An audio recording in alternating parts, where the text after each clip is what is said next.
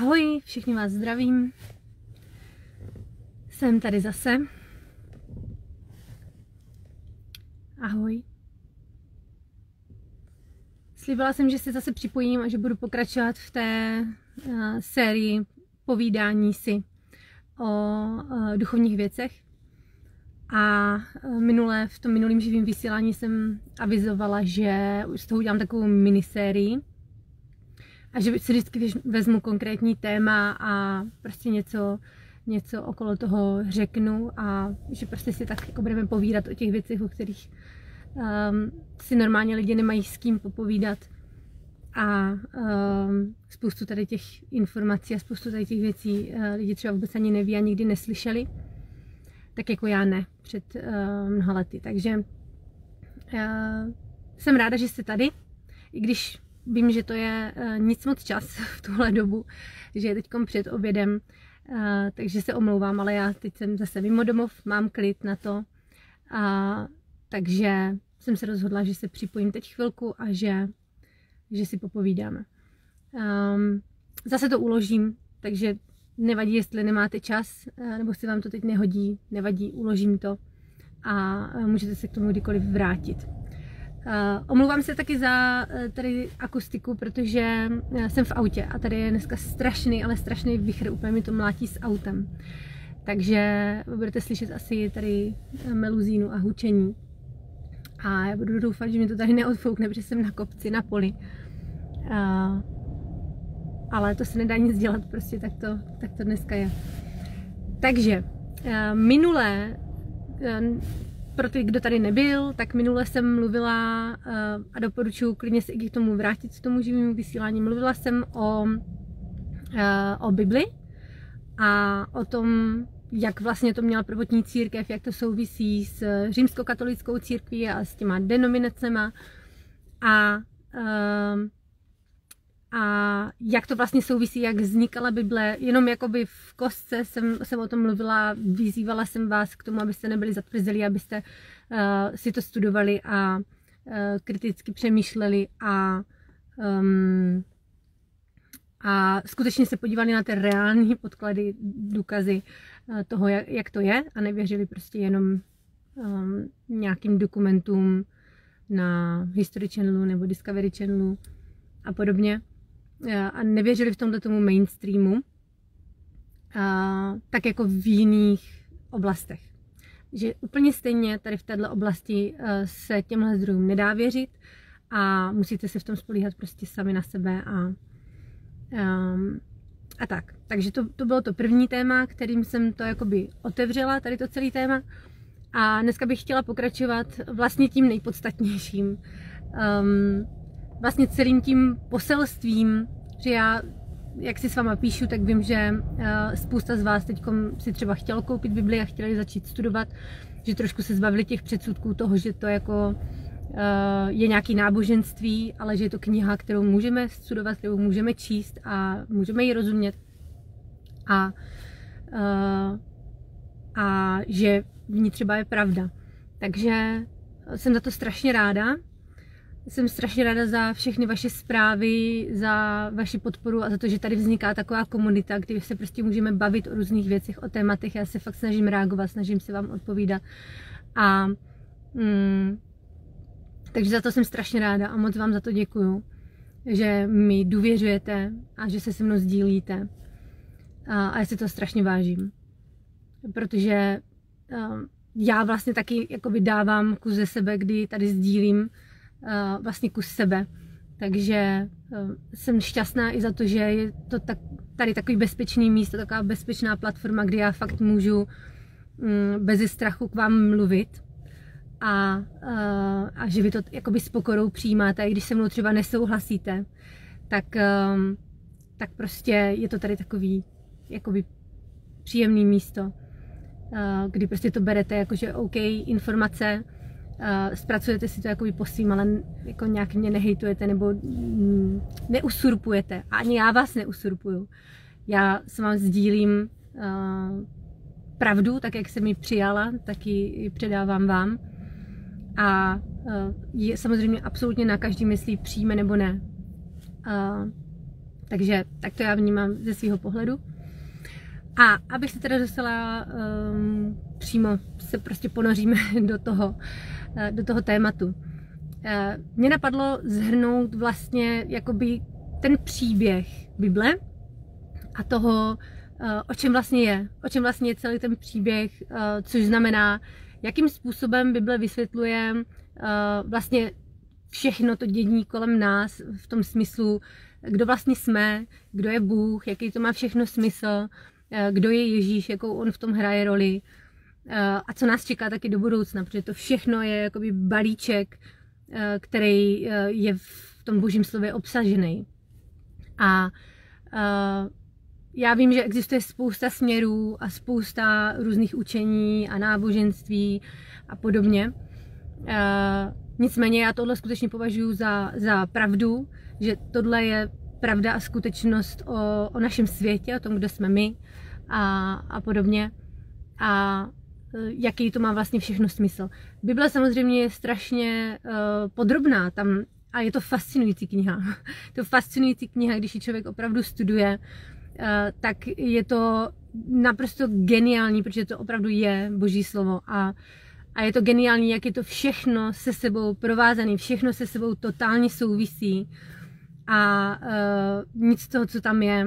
Tam jsou fakt takový jinotaje a paralely, které prostě, říkám, mezi sebou prostě souvisí.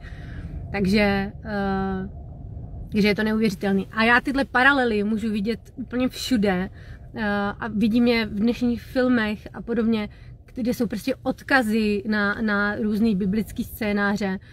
Často je tam Bible i citovaná. Já se omlouvám, teď mi zasvítilo sluníčko.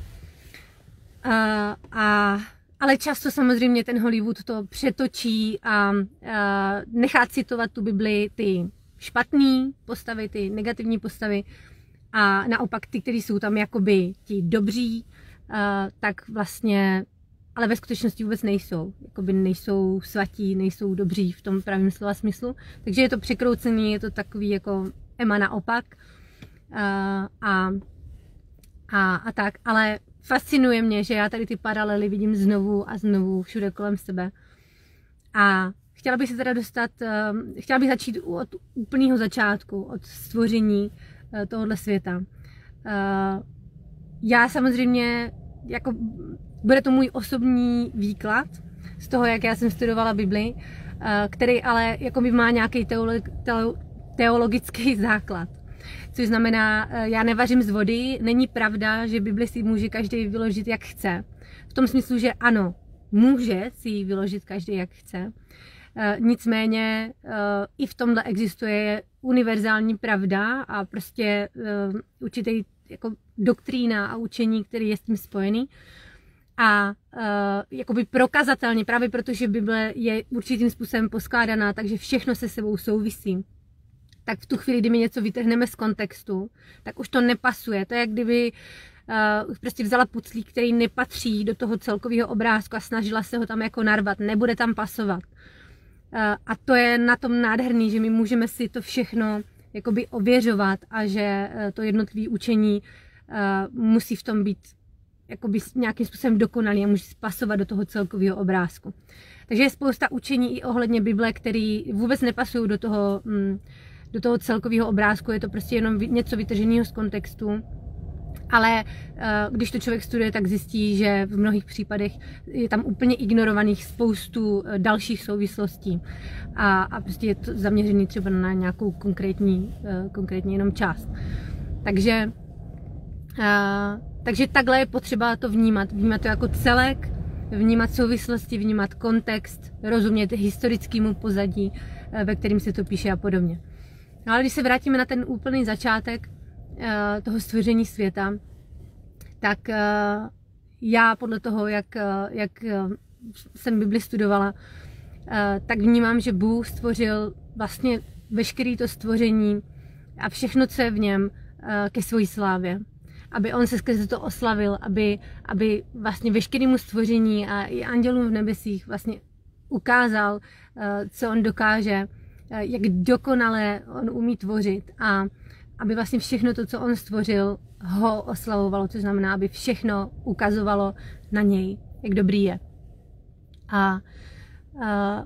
A to my můžeme vidět všude kolem sebe, ten dokonalý design a všechno dává dokonalý smysl, je to prostě naprosto dokonalý, to jeho stvoření. A člověka on stvořil s tím stejným záměrem. Za prvé, on člověka stvořil ke svému obrazu a taky k tomu, abychom my odráželi jeho podobu, abychom odráželi nejenom jeho podobu fyzickou, ale taky jeho charakter. Takže my jsme byli stvořeni k tomu, abychom odráželi svého stvořitele. Aby on, když se podívá na nás, aby viděl sebe. A takovýmhle způsobem vlastně fungovali Adam s Evou, kdy oni měli blízký společenství s Bohem, oni s ním chodili v zahradě, oni se s ním setkávali, a měli s ním skutečně ten blízký kontakt, blízký vztah, blízký společenství. Ale teď se dostáváme na hranici té doktriny, kde se to často je tam jakoby určitý rozpor a určitá diskuze ohledně toho, jestli člověk má svobodnou vůli nebo ne. Já jsem zastánce toho, že ano. A říkám, zase vnímám to v těch souvislostech toho, že ta svobodná vůle spočívá v tom, že my si můžeme zvolit, jestli chceme následovat Boha, jestli my chceme tu svoji vůli jakoby, jak to mám říct, tu svoji důvěru vložit do něj, tu svoji jakoby vůli, jak to mám správně vysvětlit, aby to bylo pochopitelné, prostě tu vůli svěřit jemu a důvěřovat mu, že ty jeho cesty jsou správný, že jeho vůle je dobrá, dokonalá pro nás. A já vidím strašně moc paralely v rodičovství. Od té doby, co mám děti, tak Bůh mě tady tímhle způsobem, neuvěřitelným způsobem vyučuje a ukazuje mi na mých dětech ten vztah k nám a to, jak vlastně on nás vnímá, jakým způsobem nás vychovává a taky to, co jakoby ten poměr mezi tou výchovou, láskou, spravedlností a podobně. A stejně tak je to tady v tom, my máme děti, můžeme je vychovávat, vést, můžeme jim dávat rady, můžeme jim říkat, co je dobrý, co je špatný, můžeme říct dítěti, tady tohle pálí, nesahej na to. Ale to dítě má svobodnou vůli, jestli nás poslechne nebo ne. A ten stejný vztah toho našeho stvořitele s náma je vlastně velmi podobný tomu rodičovskému vztahu, kdy Adam s Evou měli jasné instrukce a měli všechno dovolený. Všechno měli dovolený, ale bylo tam jedno jediné pravidlo. Tady z tohohle stromu poznání dobrého a zlého nesmíte jíst. Ze všech ostatních můžete, ale z tohohle ne. V tu chvíli, kdybyste z něho pojedli, tak zemřete. Takže Bůh jim jasně řekl, jak to je a zakázal jim jít z toho stromu, ne z toho důvodu, že by jim chtěl upřít něco, ale protože věděl, že to pro ně není dobrý a že to, co to bude plodit, bude smrt. Ale ponechal jim tu svobodnou vůli, což znamená, on nás nestvořil jako roboty, který jakože by nás naprogramuje na to, jak se máme chovat, co máme dělat a my prostě jenom posloucháme příkazy. Ale my jsme jako ta umělá inteligence, která ano, stvořil ji člověk, ale má svoje vlastní emoce, má svoje vlastní názory, má svoji vlastní vůli. A v tom je velký rozdíl.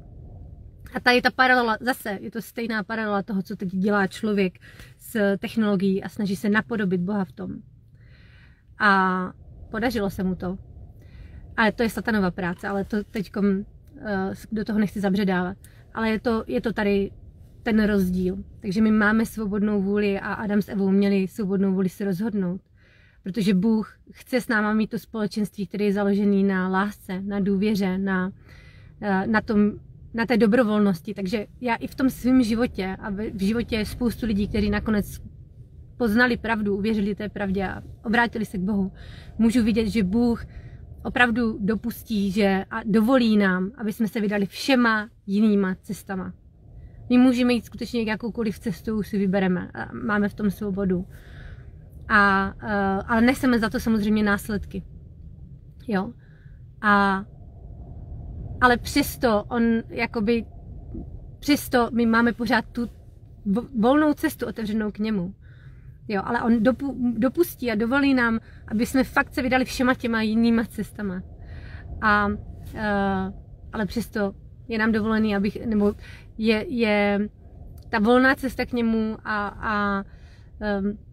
jak to mám říct, on to poznání nebo tu cestu před náma neskrývá, on se před náma jako nikdy neschovává, ale pravda je taková, že to my nechceme poslouchat, že to my nechceme tu pravdu vidět a my jsme proti ní ve vzpouře.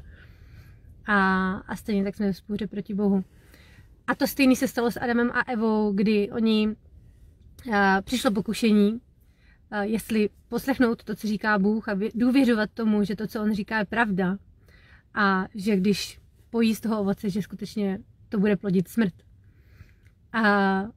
A nebo jestli budou věřit satanovi, který jim tvrdil, že to není pravda, že Bůh lže a že oni nezemřou, ale že ve skutečnosti se stanou podobní Bohu. A oni tomuhle pokušení neodolali a zatoužili být jako Bůh. A uvěřili satanovi, že to, co Bůh řekl, není pravda. Takže oni Boha neposlechli, pojedli z toho ovoce dobrýho a zlýho a tehdy vlastně padli. Tehdy padli a to slovo, které je v Biblii napsané jako to, že oni poznali rozdíl mezi dobrem a zlem, je stejný slovo jako použitý v kontextu toho, že se Adam s Evou poznali, když se stali jedním tělem. Což znamená, oni nejenom, že to poznali, jako že by měli nějakou vědomost o tom, ale oni to zažili. Oni s tím měli zkušenost. A já jsem za poslední dobu nad tím hodně přemýšlela, nad tím, co na tom je tak špatného znát ten rozdíl mezi dobrem a zlem. A proč vlastně to způsobilo ten pád, proč to bylo pro ně špatně. Ale v kontextu vlastně toho všeho, co se děje, a v kontextu toho i mýho vlastního života můžu vidět, že my jsme byli stvoření k božímu obrazu a Bůh měl být skutečně naším Bohem. Což znamená, Adam s Evou byli závislí na tom, co jim Bůh řekl, co je dobrý a zlý. A oni sami to nepotřebovali znát. Ale v tu chvíli, kdy oni sami viděli ten rozdíl, tak automaticky začali inklinovat ke zlu, protože rozdíl mezi náma a Bohem je to, že Bůh dokáže, nebo Bůh zná rozdíl mezi dobrem a zlem, ale jedná jenom správně. Což znamená, on zůstává svatým a nehřeší. Když to my ne, my v tu chvíli, kdy my známe rozdíl mezi dobrem a zlem, tak automaticky inklinujeme ke zlu a nedokážeme prostě odolat a jednat jenom správně. Z mnoha důvodů. Takže v tomhle je ten rozdíl a vlastně v tu chvíli, kdy oni poznali ten rozdíl mezi dobrem a zlem, tak to bylo jako kletba, jako prokletí. A tohle je vlastně strašně důležitý základ, protože to, co se stalo, bylo to, že tohle prokletí se dědí skrze mužský semeno. A to je v Biblii popsaný. Takže každá další generace, každý další člověk, který se narodil, už se narodil oddělený od Boha. My víme, že Adam s Evou byli vyhnáni z té zahrady, byli vlastně oddělení od Boží přítomnosti, od té bezprostřední, kterou oni na začátku měli. Byli vyhnáni z té zahrady Eden, byl tam zamezen přístup a vlastně žádný člověk už se tam nemohl nikdy vrátit a vlastně člověk byl vykázaný z té Boží přítomnosti. A to není myšlený jenom v tom smyslu, že Bůh je chtěl potrestat a že prostě jako jim chtěl dát jako za vyučenou, ale tam jde o to, tam jde o to, kdo Bůh je, kým on je. A Bůh má spoustu atributů. A ty jeho atributy nejsou jenom to, že on se nějak chová, že se nějak projevuje, ale jeho to definuje jako to, kým on je. Takže když my řekneme, že Bůh je láska, tak on je láska. To není, že on miluje, že on projevuje lásku, když chce a neprojevuje ji, když nechce. To je to, kým on je. Ale zároveň on je taky spravedlnost. Úplně stejným způsobem. On si nevybírá mezi tím, jestli bude spravedlivý nebo nebude. To je to, kým on je. A stejně tak je taky svatý. A svatost je něco, co s ním sdíleli taky Adam a s Evou a proto měli tak úzký vztah, proto měli s ním tak úzký společenství, protože byli svatí. Ale tím, že padli, tak Bůh je vyhnal ze své přítomnosti, protože on prostě nesnese ve své přítomnosti prostě hřích a zlo. Ale vlastně už od toho samotného počátku, ještě před stvořením světa, Bůh věděl, co se stane a měl připravený plán záchrany. On věděl, že i skrze to všechno, co se stane, se nakonec oslaví a že to dobro zvítězí a že on nastolí spravedlnost. A takže to, co se stalo, je, že na člověka přišlo prokletí toho hříchu, ze kterým se každá další generace, každý další člověk už rodil. Už se rodil oddělený od Boha, mimo Boží přítomnost. A prostě s tou hříšnou přirozeností, s tou automatickou inklinací k hříchu. Kdy to je, jak kdyby jsme to měli prostě v našem DNA. A tohle se dědí skrze to mužské semeno. Potom tam máme dlouhý příběh, kdy my vidíme, že Bůh už nemá ten úzký intimní vztah s lidma, ale vždycky si vybere jenom nějakého konkrétního proroka, skrze kterého mluví s člověkem a skrze kterým vlastně předává lidem svoje slovo a postupně vlastně ty lidi vede určitým směrem. A my vidíme, že od toho samotného počátku se děje to, co dneska. Dneska spousta lidí objevilo tu pravdu o tom luciferiánském systému, o iluminátech, o tom, co oni dělají za zavřenýma dveřma, o obchodu s dětma, o tunelech a všechny tady ty věci, o obětech, rituálním obětování a všechny tady těch věcech. A tohle jsou všechno věci, které způsobil ten pád, protože od samotného počátku lidi nejsou na tomhle světě sami. Ale tenhle svět má prostě dvě roviny, tu fyzickou a tu duchovní. A od samotného počátku tady s náma jsou bytosti v tom duchovním světě, který jsou padlí, který jsou plný nenávisti vůči Bohu a vůči nám jako jeho stvoření, protože my odrážíme jeho podobu, my jsme tou manifestací jeho světla. A proto oni nás nenávidí, protože oni byli vyhnáni z Božího království, oni se tam nemůžou nikdy vrátit. A když to my jsme dostali milost, když to nás si Bůh oblíbil a nás Bůh vede k tomu, aby nám bylo odpuštěno, aby jsme mohli se k němu vrátit, aby ten vztah mohl být znova navázaný. Takže takhle to je vlastně od počátku a od počátku je tady ten boj vlastně o nás, protože tam je ten kontext toho, kdo vládce tohohle světa, což je Satan, což je Lucifer, kdo on vlastně je, kdo on byl a o co mu vlastně jde, co je jeho cílem. A od samotného počátku je tady vlastně boj o nás, o naši duši, o to, jestli my budeme sloužit Bohu, anebo jemu, protože on se vlastně samozvaně pasoval králem tohohle světa a postupně se tady vybudoval impérium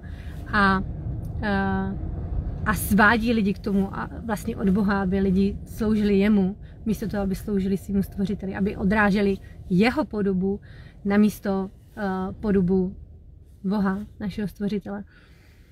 Takže tohle pnutí a tenhle boj je tady vlastně od samotného počátku, už od té zahrady Eden. Už tam byl ten rozpol, kdy to bylo to celé, o co vlastně Satanovi od počátku šlo. On nabídnul Adamovi a Evě to jablko, to ovoce, toho poznání. Ale vlastně ten motiv byl to, co bylo vlastně v jeho vlastním srdci. Být jako Bůh. To on chtěl od počátku. On vyvolal vzpouru v nebi a pomocí ještě dalších andělů on vyvolal vzpouru proti Bohu. Chtěl Boha svrhnout z jeho trůnu a chtěl se tam posadit sám.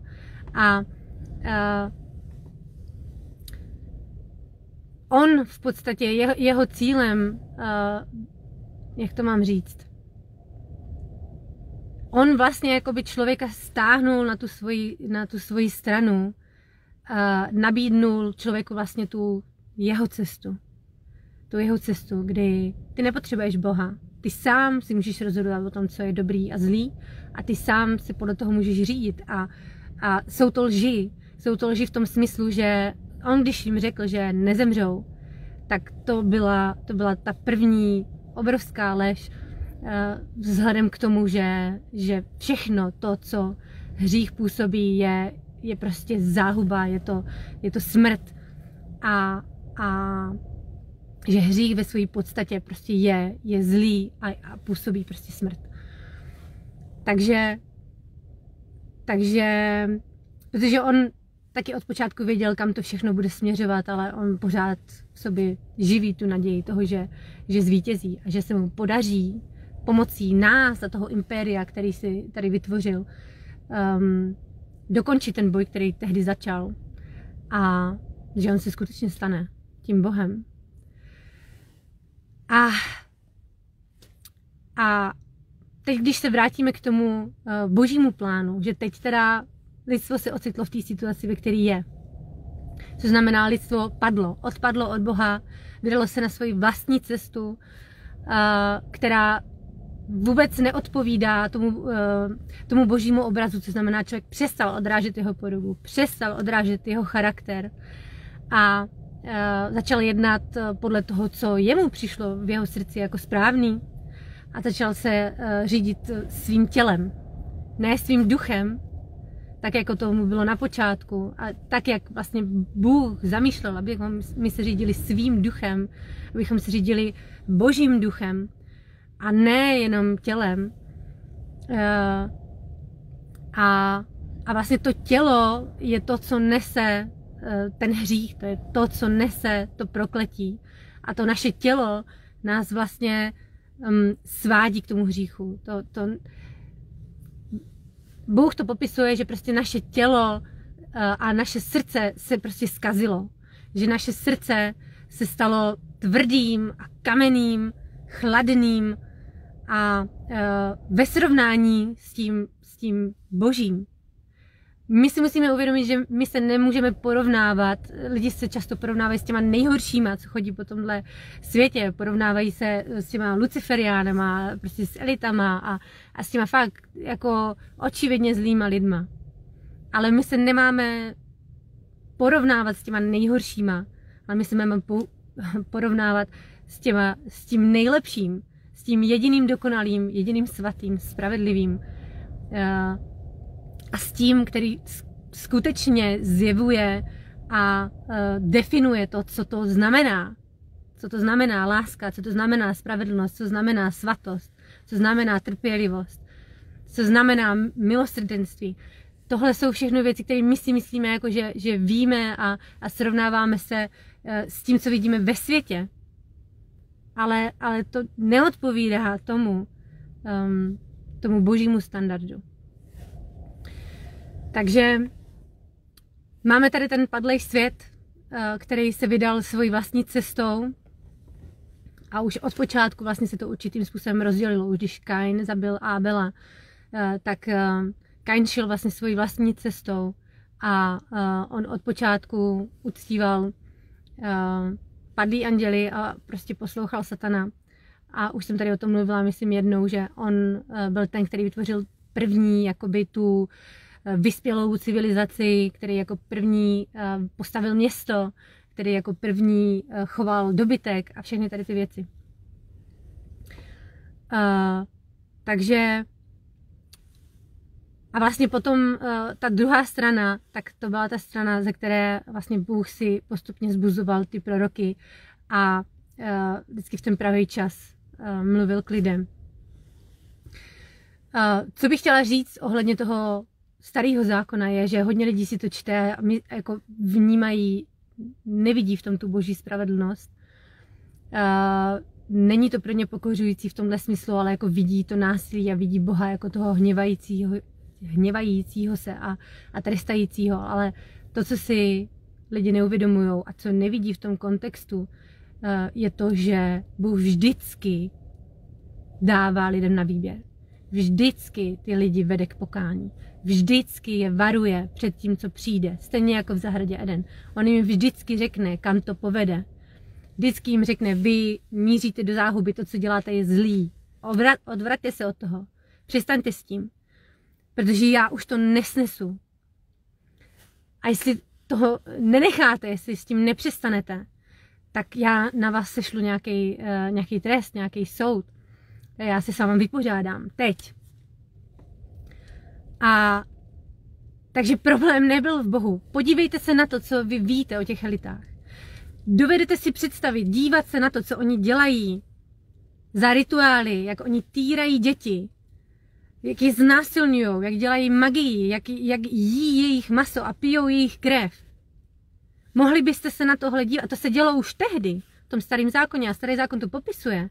A to byl taky důvod, když se na tomhle začali podílet Izraelité a nechali se svést na tuhle stranu a začali uctívat ty cizí bohy a ty padlí anděli takovýmhle způsobem, tak to je důvod, proč ty první 4 pokolení skončily v otroctví. To byl boží trest za to. A teď se podívejte na ten kontext toho, co vy víte. A ta část, kterou vy víte, a to jste to ani neviděli, jenom jste o tom slyšeli, je takový malinký díleček toho, co se ve skutečnosti dělo a děje v tomhle světě.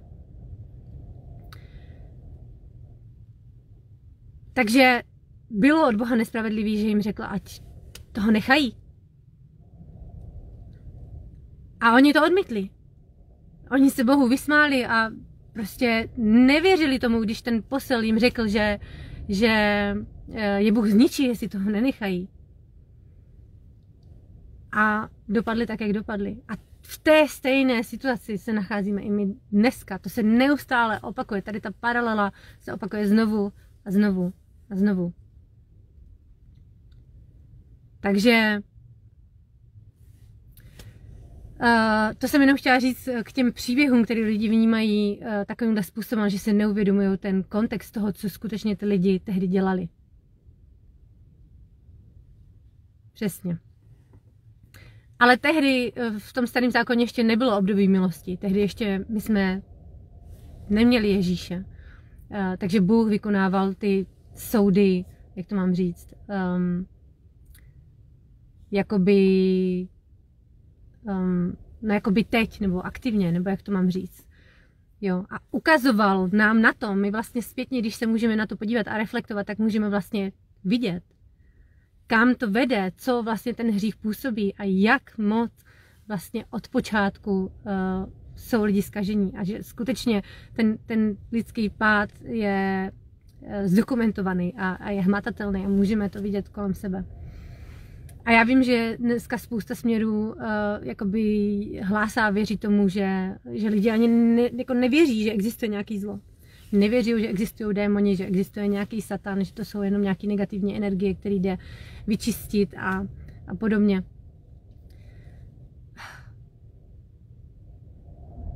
Je spousta lidí, kteří mají osobní zkušenost se zlem, kteří mají osobní zkušenost s démony, i se samotným Luciferem. A co mě na tom fascinuje, je, že spousta lidí, kteří tomuhle věří, zároveň věří. Třeba jakoby, máme tady tu druhou stranu, která věří, že existuje satan, která věří, že existují tady ty elity, kteří ho uctívají, kteří mu slouží a podobně. Ale vlastně tu druhou stranu toho příběhu oni záměrně jsou proti ní ve spouře. To je vlastně ta druhá strana příběhu, kterou oni už nepřijímají. A které vlastně odmítají uvěřit, protože to je ta část, která je jakoby zavazující pro nás, nebo která nám dává to řešení. A my samozřejmě máme tu svobodnou vůli ho odmítnout. Když se teda dostaneme k tomu, jaký byl od počátku ten boží plán pro naši záchranu. Bůh od počátku, jak to mám říct, on dal lidem zákon a definoval jasně černý na bílým jeho standard. Jeho standard, který je spravedlivý, který je dokonalý a který je definicí jak to mám říct, no, prostě dal lidem ten svůj zákon černý na bílým, aby vlastně všechny lidi usvědčil z hříchu, aby vlastně všichni lidi černý na bílým viděli, že nejsou schopní dodržet ten standard, že prostě jsou zlí. A že za ten svůj život nejsou schopni prostě nezhřešit a jednat jenom správně, ať v myšlence nebo v činu. A vím, že spousta lidí nepřijímá to, že by to byla boží vůle, že to je to, o co jde, že to může být pravda, že to může být realita. A že ten boží záměr je dokonalost, je svatost, je jenom světlo a žádná temnota. A jenom dobro a žádný zlo. A všechny vlastně jiný náboženství o tom mluví, o tom, že to musí být harmonie, dobra se zlem. Ne, tohle není boží učení. On nechce, aby jsme měli v sobě vyrovnanou temnou a tu světlou stranu. To není ten goal, to není to, o co tady jde. Ale všechny ostatní učení vlastně tomu učí. Ať je to buddhismus, ať je to hinduismus, ať je to kabala, ať je to svobodné zednářství. Všechny jsou založeny na tom principu dobra a zla, který je v rovnováze. Kromě Bible. Takže když bychom se dostali teda teď k tomu, kdo Ježíš byl a jakou vlastně roli on v tom celém hraje a že on skutečně je tím jediným řešením pro nás.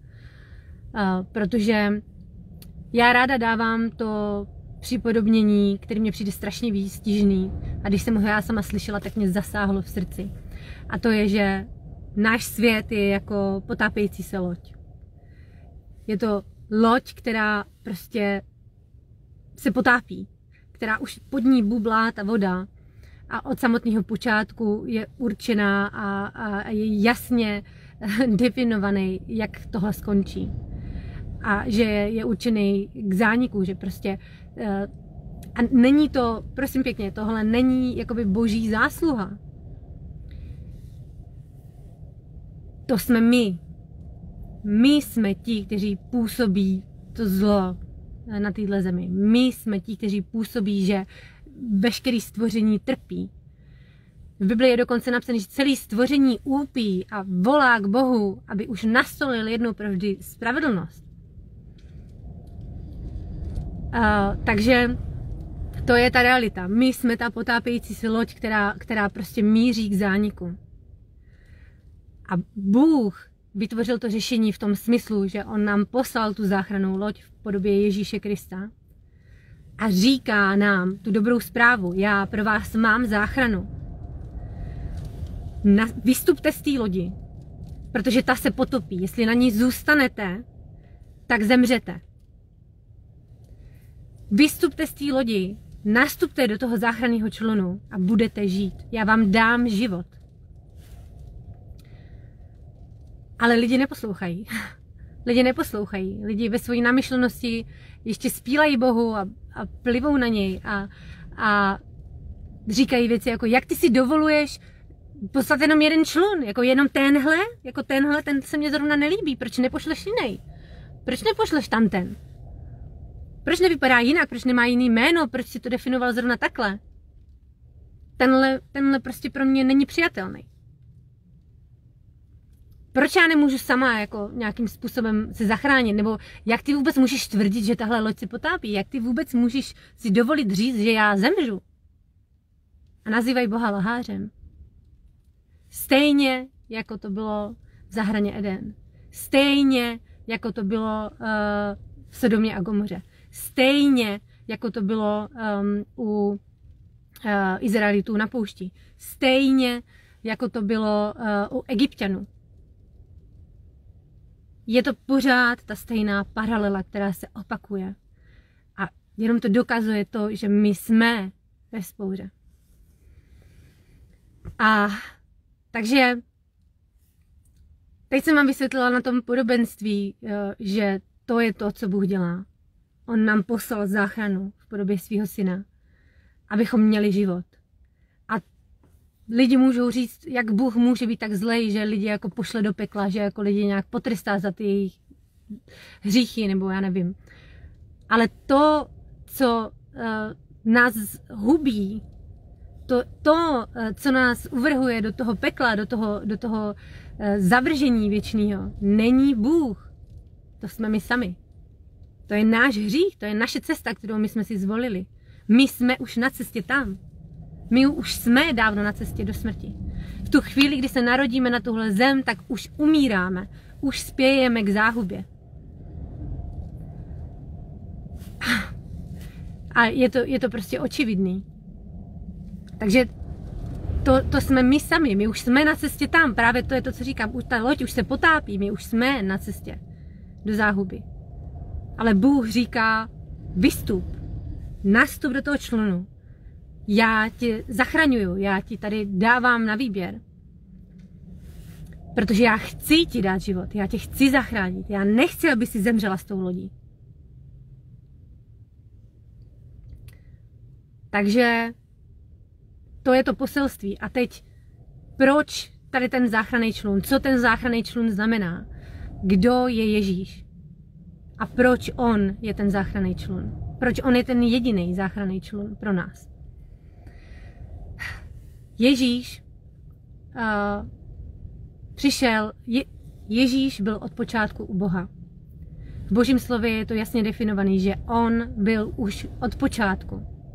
Že on byl, já už jsem vysvětlovala tady to podobenství, že my si můžeme Boha představit jako osobu, která, když si představím, jak Bůh tvořil zemi a řekl, budiš světlo, tak Bůh jako otec je ten, který vyslovuje to slovo.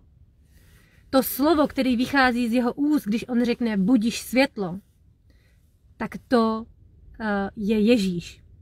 V té době on ještě nebyl Ježíš. V té době on byl to slovo. Ale to slovo přišlo na zem, narodilo se v podobě člověka, v podobě Ježíše Krista. On byl slovem vycházejícím z Božích úst, manifestovaný v těle. Já vím, že je to možná těžký pochopit, proto to dávám takhle v tom podobenství, v tom připodobnění, aby jsme to dokázali nějakým způsobem svojí myslí uchopit. A Duch Svatý je ta síla, která to tvoří, která vytvořila to světlo. A oni všichni dohromady jsou jedno.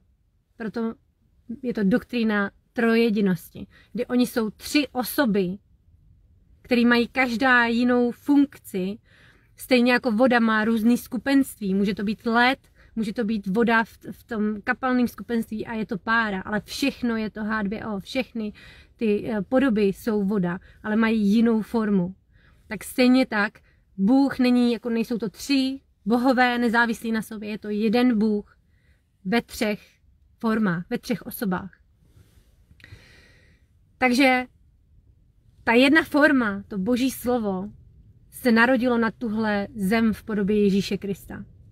A my víme z toho příběhu, že on se nenarodil z člověka, on se nenarodil z toho mužského semene, ale on se narodil z Ducha Svatého. Proč?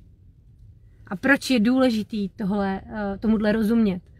Je to právě z toho důvodu, že my víme, že hřích se dědí skrze to mužský semeno. A to je důvod, proč on se nemohl narodit z muže, ale on se musel narodit z Boha. Aby nenesl to prokletí, tu kletbu, to povázání toho hříchu na jeho těle. Aby to jeho tělo neneslo to prokletí hříchu. Takže to je důvod, proč on se narodil z Ducha Svatého.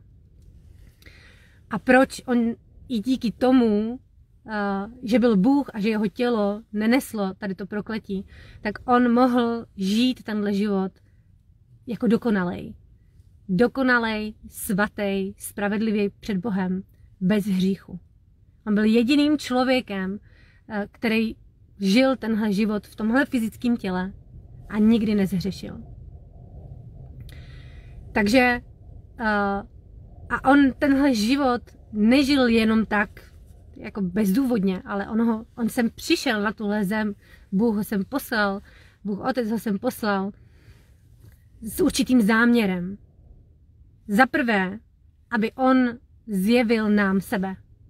Aby se nám dal poznat. Aby se k nám přiblížil. A on skutečně, Ježíš nám skutečně zjevil našeho Otce v nebesích. Na Ježíši my můžeme vidět, jaký Bůh je. Můžeme vidět jeho povahu, můžeme vidět jeho vztah k nám, můžeme vidět prostě jeho charakter a to, kým on skutečně je. A Ježíš to i mnohokrát deklaroval, když říkal, když se díváte na mě, vidíte Otce. To, co říkám já, neříkám ze sebe, ale je to Boží slovo, je to, co já slyším od Otce. Protože on se stal vlastně tím prvorozeným Božím synem. Protože on byl jako první skutečně narozen z Boha. Ale stal se tím prvorozeným. Z toho důvodu, že díky Ježíši my se můžeme stát jeho sourozenci. My můžeme jít tou jeho cestou. My můžeme být božími dětmi. Znovu. My znovu můžeme se stát božími dětmi místo jeho nepřáteli. My se můžeme s Bohem usmířit, my můžeme k němu znovu se vrátit, můžeme k němu přijít. Můžeme s ním mít znovu to blízké společenství. A můžeme žít svatý a spravedlivý, dokonalý život. Díky Kristu. Proč? Ježíš přišel v prvé řadě, aby nám zjevil Boží charakter, aby nám zjevil sám sebe. A on dokazoval lidem, že on je skutečně Bůh, že on přišel od Boha, že je Božím synem vším, co dělal. A všechny ty skutky, které dělal, nebylo proto, že by měl nějakou nadpřirozenou moc, ale proto, aby se na tom zjevovalo, kým on je, aby to dokazovalo, že on je tím, kým tvrdí, že je. A aby tomu lidi uvěřili. Aby lidi uvěřili, že on skutečně je Boží syn a že on je ta cesta. A že on je tím Mesiášem, který byl prorokovaný po celou dobu, už od počátku. Už od počátku. Celý starý zákon a proroci mluvili o Ježíši a mluvili o tom Mesiáši, který přijde a který jednou provždy osvobodí člověka. A který znovu vytvoří tu cestu k Bohu. Takže se o něm mluvilo znovu a znovu a znovu a znovu.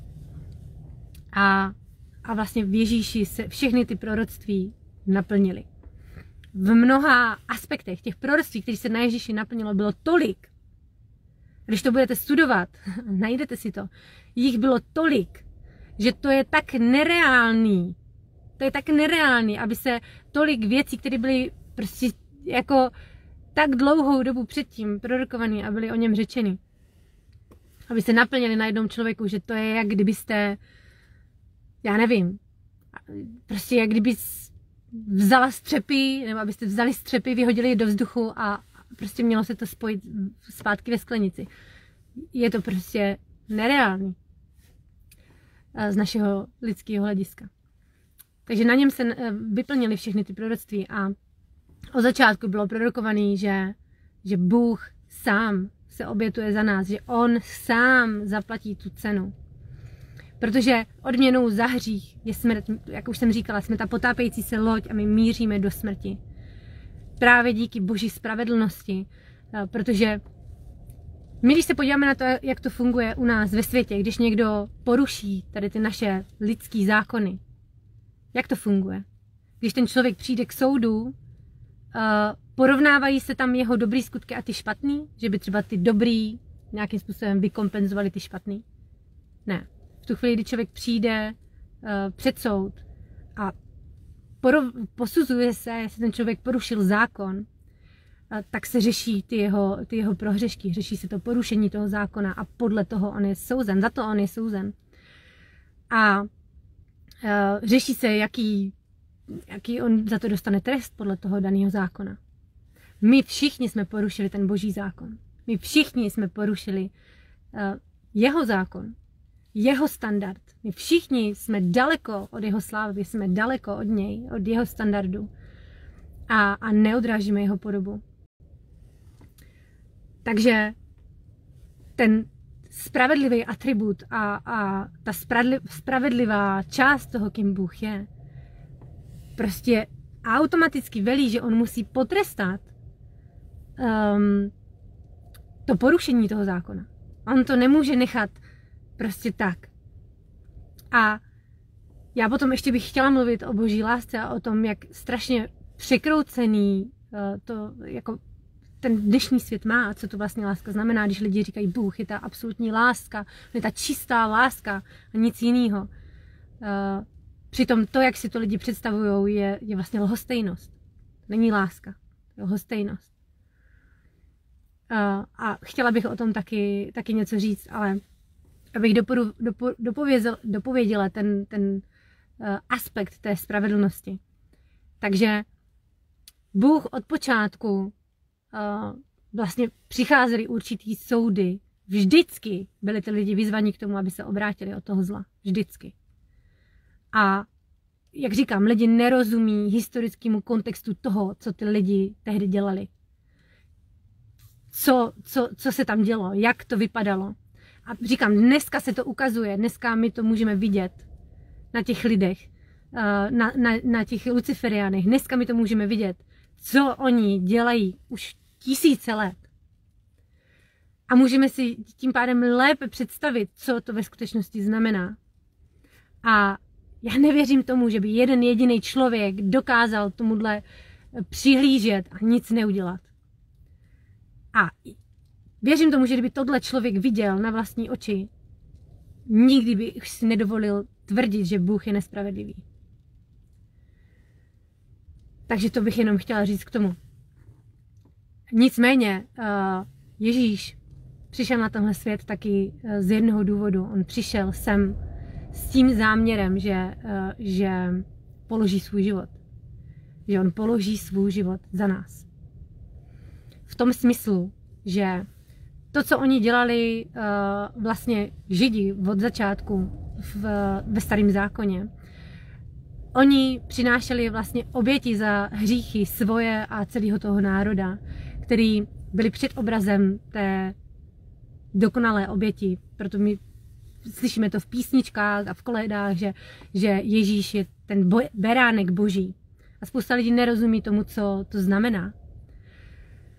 On byl tím dokonalým beránkem. To, co dělali oni ve Starém zákoně, kdy oni vlastně obětovali beránka, protože my víme, že odměnou za ten hřích je smrt a že boží spravedlnost vyžaduje potrestat ten hřích. Tak oni měli instrukce, aby vlastně všechny ty hříchy toho národa a samotných těch jakoby kněží, kteří byli vybraní konkrétně pro tenhle účel, aby vstoupili do boží přítomnosti a přinesli ty oběti, aby jakoby přikryli se ty hříchy před boží tváří. Aby se oddálil ten boží spravedlivý hněv, aby se oddálil ten soud nad člověkem, aby oni vlastně, aniž by tomu možná rozuměli, vlastně před obrazem dělali to, co mělo teprve přijít.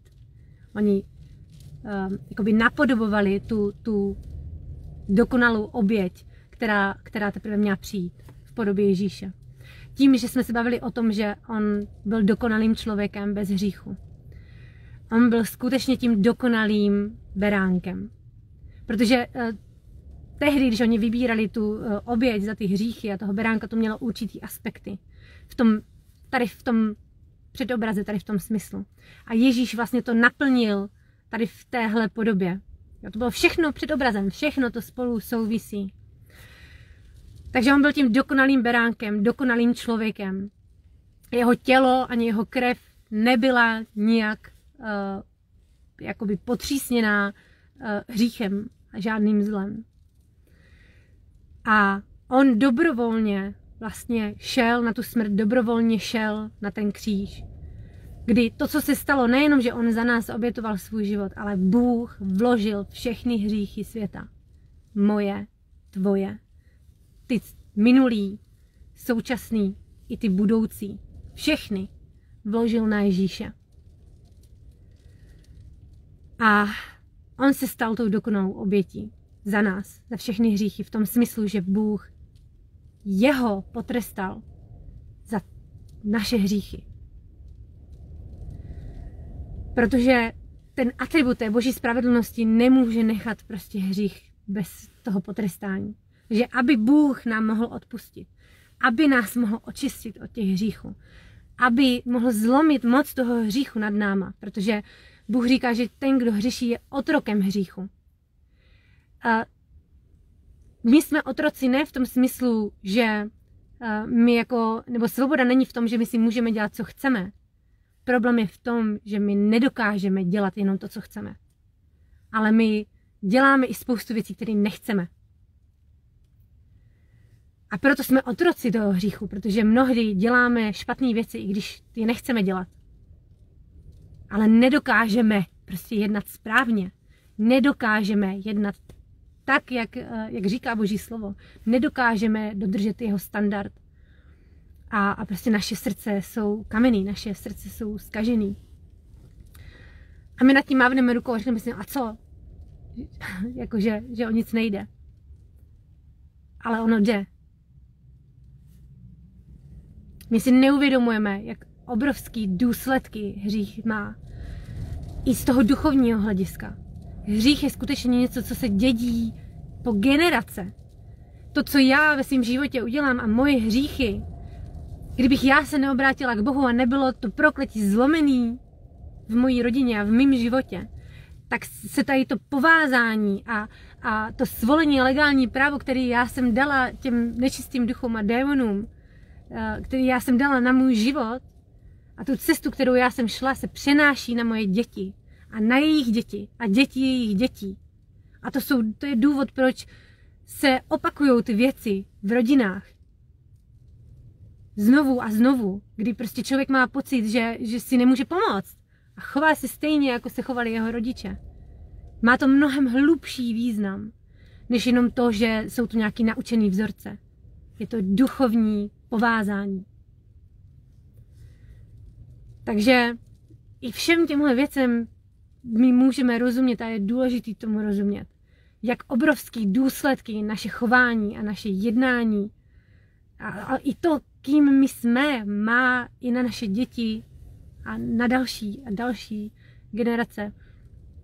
Že my jsme za to zodpovědní, že my neseme zodpovědnost za své chování, neseme zodpovědnost za své skutky i za své myšlenky. Že my budeme se zodpovídat ze všeho. Ať se nám to líbí nebo ne, ať tomu věříme nebo ne, nemusíme tomu věřit. A přesto na tom nezáleží. Takže, abych se vrátila ke Kristu. Bůh vložil všechny ty hříchy, Ježíš všechny ty hříchy vzal na sebe. Takže přesto, že on byl spravedlivý, tak on to všechno vzal na sebe. On se přestavil, tak jako dělali v tom starém zákoně, že oni vlastně vstoupili do toho svatostánku, do Boží přítomnosti a tam oni vzali s sebou tu oběť a vložili tam ty hříchy a obětovali tam to zvíře. To stejné se stalo tady. Bůh vzal ty moje hříchy na svoje tělo, jako toho beránka, přinesl je před Boží trůn a obětoval se za mě. Aby jednou provždy ta moc hříchu byla zlomená nad náma. A jeho krev, která byla dokonalá, která nebyla nějakým způsobem pokřivená hříchem, má skutečně nadpřirozenou moc zlomit moc hříchu. A zlomit moc nad smrtí, nad naším životem. Protože my jsme byli odsouzeni k smrti. Ale Bůh nám dává díky Ježíši život. Takže je to jako kdyby on se postavil při tom soudu, kdy my jsme přestoupili jsme ten zákon, tak jako když to představíme tady v tom našem fyzickém světě a přijdete před ten soud a my víme, že jsme spáchali ten zločin a že nás čeká trest. Ale Bůh sám se vzdal té pozice Boha. Přišel na tenhle svět v podobě člověka. Žil tenhle lidský život tak jako my. On procházel utrpením, procházel těma zkouškama. Takže my můžeme i v těchto věcech nacházet v naději v něm, protože on porazil tenhle svět. On porazil satana. On se nenechal svést. A byl dokonale poslušný Bohu. A proto my v něm můžeme nacházet tu naději, protože on žil tenhle život. A on překonal tenhle svět. Takže Ježíš zemřel za mě. Ježíš zemřel za tebe. Aby ty jsi mohla žít. On podstoupil tu smrt, kterou jsi měl nebo měla podstoupit ty. On ji podstoupil za tebe. Aby ty jsi mohla žít. Aby ty jsi mohl žít.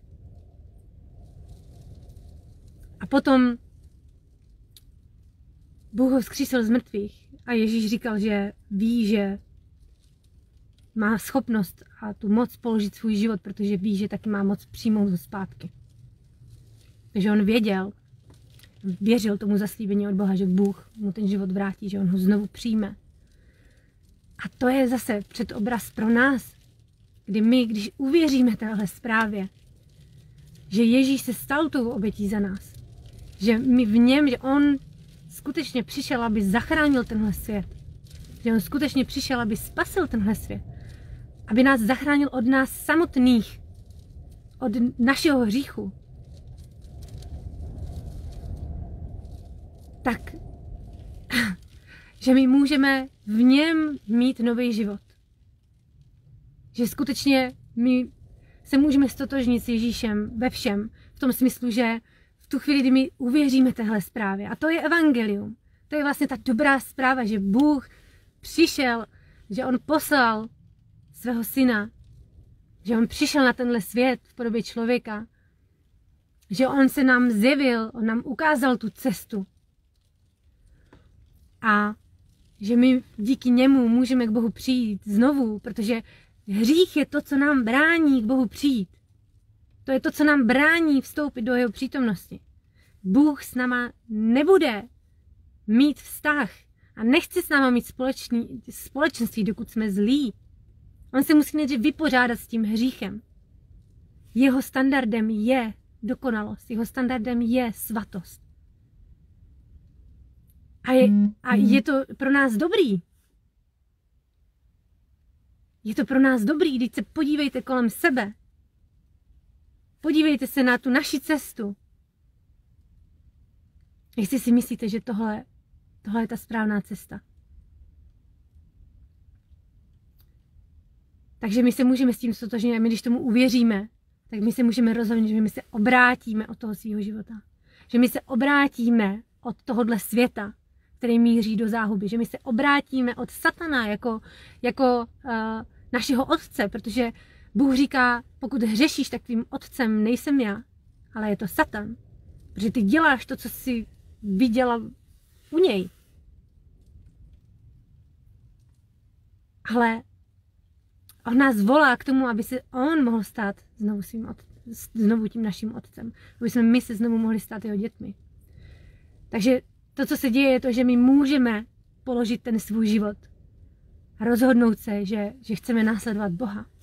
Že chceme následovat našeho stvořitele, že my chceme znovu naplnit ten záměr, kvůli kterému jsme byli stvoření.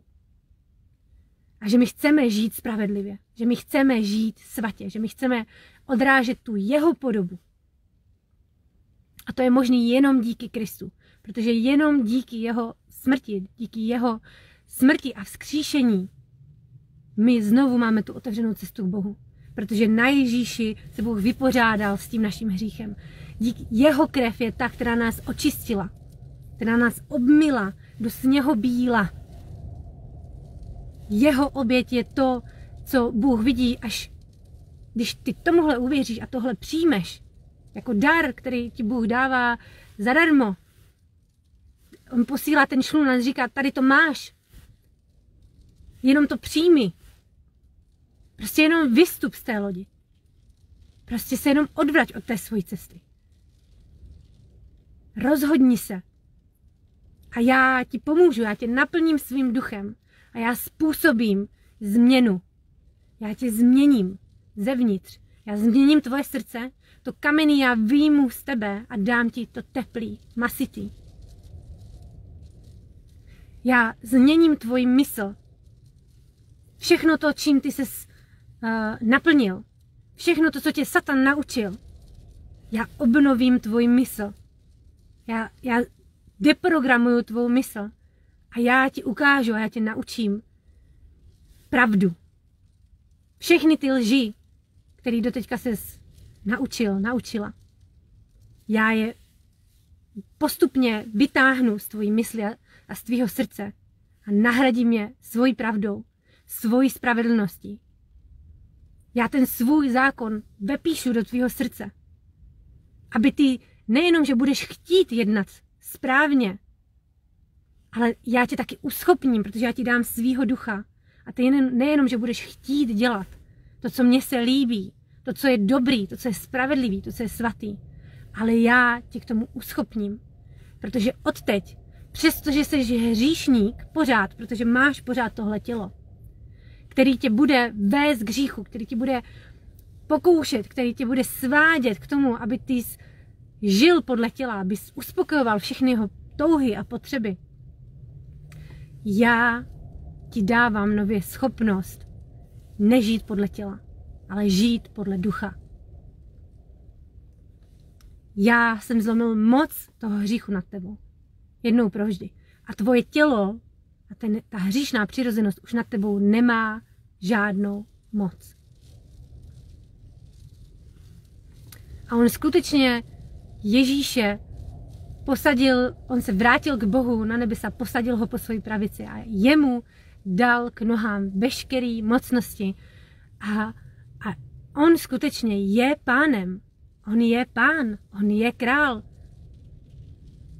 Ať tomu věříš nebo ne. A to je důvod, proč ho všechny mocnosti poslouchají. To je důvod, proč on je jediný, koho se bojí, proč jeho jméno je nad každé jméno. A my nejsme ti, kteří to způsobí, my to můžeme jenom přijmout.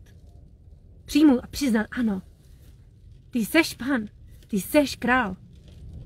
A my ho můžeme přijmout jako za svýho pána.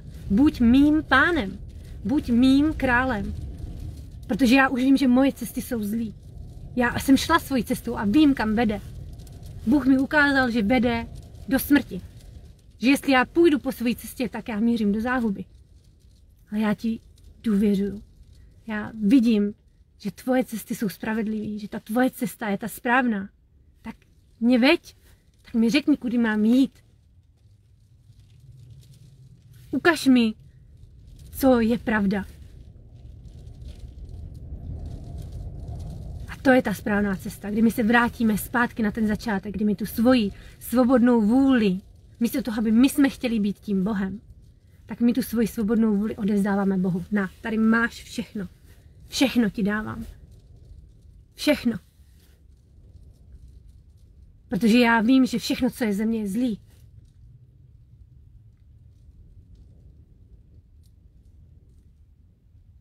A to, co Bůh dělá, je, že on bere tu naši nespravedlnost. On bere ten náš hřích. A on nám dává zadarmo, nás zahrnuje svojí milostí. On nám odpouští. On nás zahrnuje svojí láskou, kterou my si absolutně nezasloužíme. A on nám dává svoji spravedlnost. A on nám dává život. A on zaslibuje, že kdo uvěří téhle zprávě, kdo bude věřit v jeho syna, kdo přijme ten člun, kdo tím nepohrdne, ale řekne ano, Bože, děkuju, že ty mě zachraňuješ. Já věřím, že tenhle člun míří k životu. Kdo uvěří téhle naději, kdo uvěří téhle zprávě, tak Bůh zaslibuje, že ten člověk neokusí smrt a že bude mít věčný život. Tohle tělo sice zemře, ale naše duše bude žít dál. V Boží přítomnosti. A to souvisí s tím, že Ježíš, když odešel, tak on šel k Otci a on říkal, já odcházím k Otci, abych vám tam přichystal příbytky. A já se pro vás vrátím. Teď je doba milosti. Teď vy šiřte tuhle zprávu. Řekněte všem, co jste viděli, co jste zažili. Řekněte všem, že přišel Spasitel. Řekněte všem, že existuje záchrana. Vyzvěte lidi, aby se obrátili od své cesty. Aby se obrátili k Bohu. Teď už je ta cesta volná. A lidi se můžou znovu vrátit k Bohu. Už je zaplaceno za ty hříchy, jsou očištění. Znovu můžete být Božími dětmi. Takže šiřte tohle. A já se vrátím. Já se vrátím, ale tehdy, když se vrátím, tak já budu soudit tenhle svět. Přijde ten poslední soud, kdy já budu soudit živé i mrtvé. A v Božím slově je napsáno, že on zhromáždí živé i mrtvé k tomu poslednímu soudu. Kdy skutečně stanou i mrtví z hrobu a zhromáždí je všechny a tehdy on rozdělí ty, kteří si vybrali život a pravdu a ty, kteří to odmítli. Protože tam nejde jenom o to, že oni odmítli pravdu, že oni odmítli to, co pro ně Bůh udělal. Že oni se rozhodli, že oni chtějí zůstat v tom svým hříchu, že oni chtějí jít po té své vlastní cestě. Ale jde o to, že v tu chvíli, kdy oni přijdou k tomu soudu, tak není nic, co by je ospravedlnilo. Není nic, co by mohlo odčinit, co by mohlo zaplatit tu cenu. To je jenom Ježíš.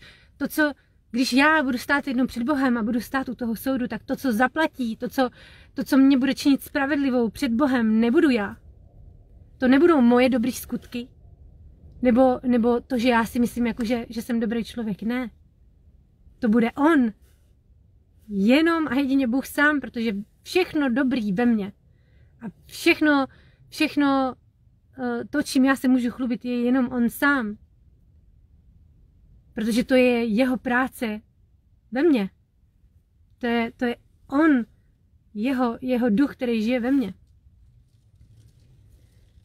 A Bůh říká, že on tohle udělal, aby se nikdo nemohl chlubit. Aby nikdo nemohl říct, já jsem se víc modlil, já jsem chodil do kostela, já jsem dával chudým, já jsem tohle nebo tamto. Ale že všem je dáno jedno jediné řešení, který pochází z Boha samotného. Aby nikdo se nemohl chlubit, aby nikdo se nemohl porovnávat a říkat, já jsem ten. A proto je to dar, který nám Bůh dává zdarma. Který my můžeme jenom přímo, jenom tomu uvěřit. Takže tohle je celá ta zpráva, že ta skutečná cesta je to, že já musím zemřít. Já musím zemřít, a když to udělám. V tom smyslu, prosím, nepáchejte sebevraždy, ale v tom smyslu, že já se obrátím o to svého života. Že já, ta Radka, kterou já jsem byla, já už ji nechci. Já ji tady pohřbívám. A já chci odrážet tu Boží podobu.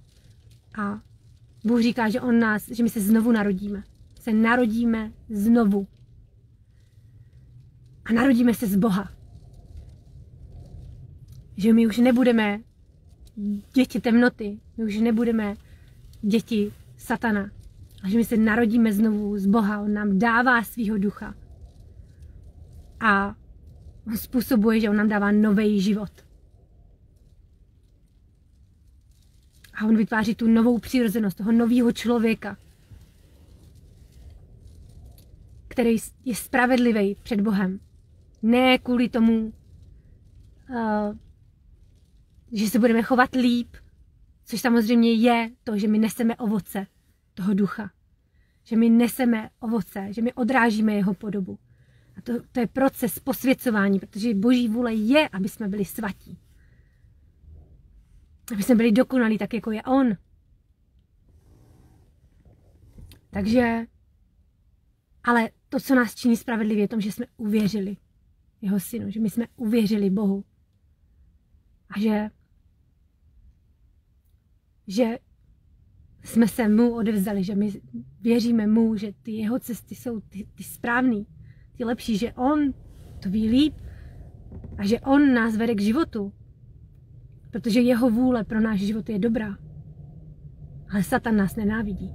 Všechno to, co on nám nabízí, všechny ty jeho cesty, i když v tomhle světě to může se to zdát být hezký. Může se to zdát být jako dobro, jako falešný světlo. V Božím slově je napsané, že sám Satan se maskuje jako anděl světla. Takže ono to může se zdát jako dobrý. Ale nic z toho nevede k životu. A nic z toho, co vám tenhle svět může nabídnout, za to ve skutečnosti nestojí. Nic z toho, co tenhle svět vám nabízí, není to, proč jste tady. Tenhle život a tenhle svět vlastně celý svědčí o něm. A je to prostě cesta k němu. Je to navrácení se k němu. A o to jde. A proto Boží slovo říká, že kdokoliv by si chtěl zachovat svůj život, ten ho ztratí. Ale kdokoliv by ztratil svůj život pro Krista, ten ho nalezne. Protože to tak je.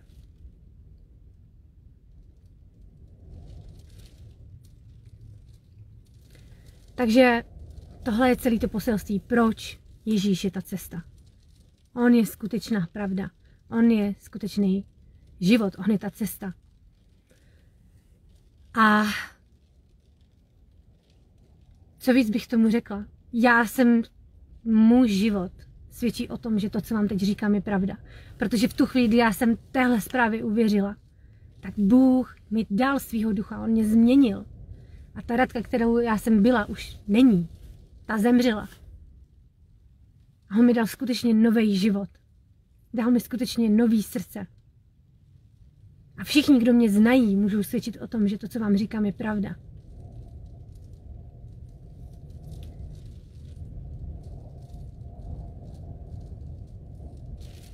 Přemýšlím, jestli ještě něco jiného, co bych vám chtěla říct. Modlím se za to, aby se Bůh dotknul vašeho srdce. Aby vám ukázal pravdu. Aby změnil vaše srdce. Z toho kamenného, tvrdého, chladného na to masitý. Aby vám otevřel oči, aby vám sundal ty klapky na těch očích, abyste viděli, kam tenhle svět míří, protože on se vrátí. Ježíš se vrátí a bude to brzo. Satan lže celému světu a tvrdí, že bude nový svět, že se přeneseme do 5D, že lidi, co věří mainstreamu, věří, že přijde nějaký vládce, nějaká politická strana, něco, co vyřeší problém v tomhle světě. Co nastolí spravedlnost a vede k tomu, aby lidi doufali v člověka, aby lidi doufali v nějaký systém. Bude nastolená spravedlnost. Dobro zvítězí, ale ne tak, jak si lidi myslí. A spousta lidí bude překvapených, protože to, co přichází a to, co přijde, bude soud. To, co přichází, pokud lidi, a já jsem to už tady jednou říkala a řeknu to znovu, jestli čekáš na nějakého člověka, ať je to politik, nebo nějaký směr, jestli čekáš na nějaké řešení v tomhle životě, v tomhle světě, jak žít dobrý, naplněný, spokojený život a tohle je to jediné, co tě zajímá, tak čekáš na Antikrista. Protože tohle je to, co on světu nabídne. Tohle bude ta falešná zvěst, kterou on svede celý svět. Ten, na koho ty máš čekat, je Ježíš. Jestli nečekáš na jeho návrat, jestli tohle není ta spravedlnost, na kterou ty čekáš, čekáš na Antikrista. A s velkou pravděpodobností uvěříš jeho lži. Ale zase, to, co přichází, bude kvůli tomu a bude naplňovat zase ty stejný parametry, které byly i v tom starém zákoně. Znovu a znovu budou lidi vyzýváni k tomu, aby se obrátili. Znovu a znovu a znovu, než přijde konec. A to stejně se děje i teď. To všechno, co se děje ve světě, se děje proto, aby se lidi obrátili. Proto Satan už se ani neskrývá. Bůh odhaluje a vytahuje tu temnotu na světlo a ukazuje nám, jaká je pravá povaha tohohle světa. Aby se lidi od toho obrátili. Aby viděli, kdo vládne tomuhle světu. Aby viděli, kdo skutečně je jejich otcem. Aby si lidi uvědomovali, že jsou otroci. A to není jenom v tom materiálním hledisku. Ty můžeš být otrokem, myslím doslova, fyzicky, a přesto být svobodný.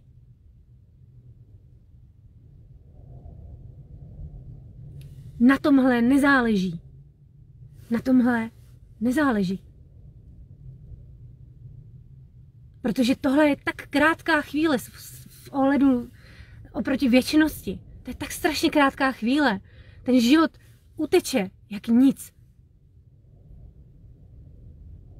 A ještě bych se chtěla vrátit k tomu, jak jsem mluvila o té lásce. Když lidi říkají, že Bůh je láska, že Bůh je ta dokonalá, čistá láska, a jakmile někdo řekne hřích, soud, takže prostě tohle určitě není z Boha. Protože Bůh je ta láska a on nás nesoudí. Jemu nevadí naše zlo. Wow. Podívejme se na to, jaký my jsme jako rodiče. Apeluju na vás, kteří máte svoje děti. Podívejte se na svoje děti. Milujete je. Z celého srdce. A přesto, pokud je skutečně milujete, tak je vychováváte. Tak je vedete určitým směrem. Ukazujete jim rozdíl mezi dobrem a zlem. Záleží vám na tom, aby šli po dobré cestě. Záleží vám na tom, aby nebyli zlí k druhým lidem nebo k sobě. To je skutečná láska. Láska, ta skutečná láska má hranice. Ta falešná láska, která dneska je tak opěvovaná, ta láska, která nemá s ničím problém, která nás přijímá takový, jaký jsme, která nás nesoudí, která nás neposuzuje, jestli jsme dobří nebo zlí, to je lhostejnost. Tahle láska totiž říká, mně to je jedno. Mně je jedno, jaký seš. Mně je jedno, jestli jsi zlej, mně je jedno, jestli ubližuješ druhým. Ale takhle to není. Bůh je láska. A právě proto, že je láska, ale taky proto, že je spravedlivý, taky proto, že je svatý. A sláva jemu za to, že je tak trpělivý, že je tak milosrdný, že právě i přesto, že jsme zlí, přesto, že ho neposloucháme, přesto, že jsme neustále v spouře proti němu, přesto on byl ochotný položit svůj život za nás a zaplatit tu cenu za nás. Vzít ten trest, který patřil nám, sám na sebe. To je ta největší láska. Možná by někdo byl ochotný obětovat se za člověka, který ho má rád a který má rád jeho. Kdo by byl ochotný obětovat se za člověka, který ho nenávidí? Který ho uráží? Který se tváří, že ani neexistuje? Který vymýšlí tisíce výmluv, aby ho nemusel poslouchat?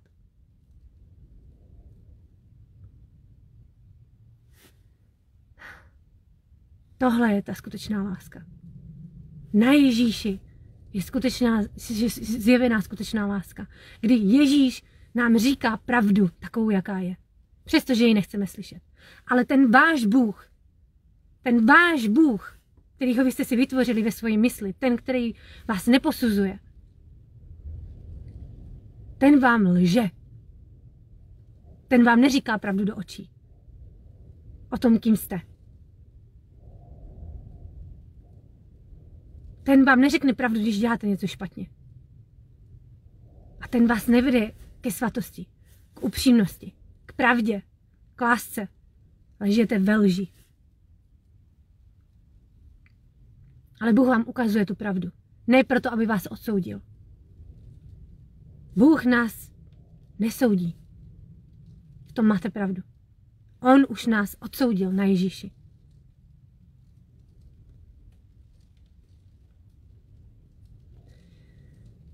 Takže ano, on nepřišel proto, aby nás odsoudil, ale aby nám mohl odpustit, aby nás očistil, aby nás zachránil. A v tom je ta láska. Ne v tom, že nám řekne, je to fajn, to zlo, který ty žiješ, si můžeš nechat. Ne, on říká, ty se toho musíš vzdát. A já ti pomůžu. Já tě povedu. Já ti dám nový život. Já tě nikdy neopustím.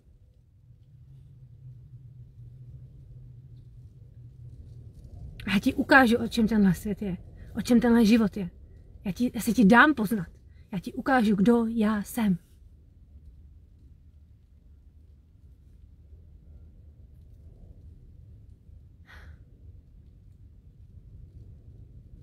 Proto mě se hluboce dotýká, když vidím to.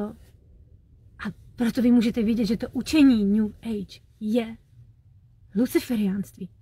To je z Lucifera. To je jeho náboženství. Ty budeš jako Bůh. Ty nepotřebuješ Boha. Nepotřebuješ být svatý. Nepotřebuješ být spravedlivý. Ano, tenhle Bůh, Lucifer, tě přijímá takovýho, jaký seš. Ale on tě nemiluje. On tě chce zničit. On tě chce zotročit. A on ti dá všechno to, co ty budeš chtít, dokud mu budeš sloužit.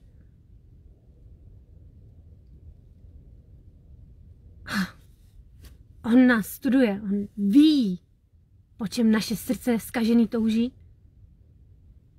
On ti bude říkat, všechno si můžeš manifestovat, můžeš mít všechno, co chceš. Jenom si to přát. Dám ti nadpřirozený síly, dám ti peníze, dám ti majetek, dám ti rodinu, dám ti všechno, co chceš. Ale mně se budeš klanět. Po mých cestách půjdeš.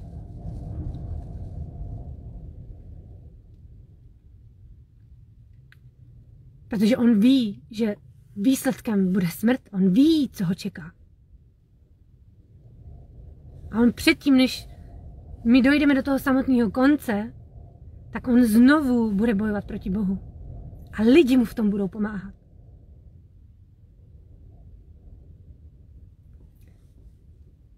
Ale Bůh ho porazí jednou provždy. On zničí veškerý zlo jednou provždy. Veškerou nespravedlnost. A stejně tak všechny, kteří neuvěřili pravdě. Všechny, kteří odmítli pravdu. Kteří nenáviděli světlo, nenáviděli pravdu, ale raději si oblíbili tmu. Kteří nechtěli vystoupit na světlo, aby se neukázalo, že jejich skutky jsou zlí. Tak ano. Všichni tihle budou zničení. A tehdy Bůh vytvoří novou zem.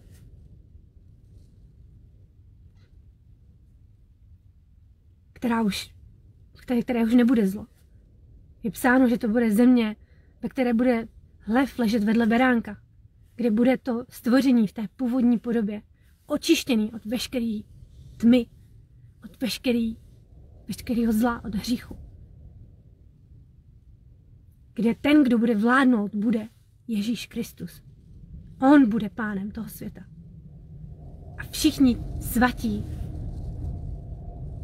a jeho bratři a sestry tam budou vládnout s ním. To je poselství Bible. A můžou si lidi říkat, co chtějí. O manipulacích, o tom, že tohle není ta pravda. Já se modlím, abyste uvěřili té zprávě. Abyste uvěřili, že tohle je pravda. Abyste se rozhodli obrátit se od toho svého života. Obrátit se od toho zla. Říct satanovi ne. Já už tě nebudu poslouchat. Protože můj stvořitel, můj Bůh je mocnější. A věřte mi, že neexistuje nic, co by se proti vám mohlo vzepřít. Neexistuje nic a vy potřebujete tuhle naději do těch posledních časů, ve kterých se nacházíme. Protože lidi se tak strašně budou držet toho života. A my to vidíme už teď. Tak strašně moc se bojí smrti. Tak strašně moc se bojí a drží se toho materiálního. Že jsou ochotní odevzdat všechno. a následovat satana. Kamkoliv jim ukáže. A bude hůř. Bude hůř. Ale já mám tu naději, že ať se stane cokoliv. Ať se stane cokoliv. Takže já vím, že mám naději v Kristu, že díky němu já budu mít život. A že Bůh bude se mnou, že on mě neopustí. A to je naděje a to je pokoj.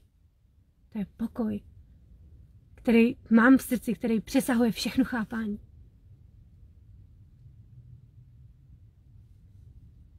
To je něco, co tenhle svět nechápe. To je něco, co nedává žádnou logiku.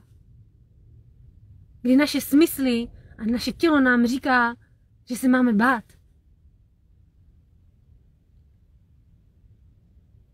Ale my, když jsme v Kristu, my se nemusíme bát. Ale pokud ho neznáš, pokud ještě seš daleko od Boha, tak se máš proč bát. A Satan je ten, který ti lže a tvrdí ti, že ne. Ne, ty nezemřeš. Ty budeš jako Bůh. To je ta stejná lež. Kéž byste to viděli. Kéž byste uvěřili. Protože věřte mi, že my jsme v biblických časech. Já bych nikdy nevěřila, že budu žít v té době. A ještě 5 let zpátky bych nevěřila, nemyslela bych si, že skutečně budu žít já a moje rodina v té době. A že můžu mít tu naději, že já zažiju Ježíšův návrat. Ale my jsme v té době. A já nevím, jestli se toho dožiju.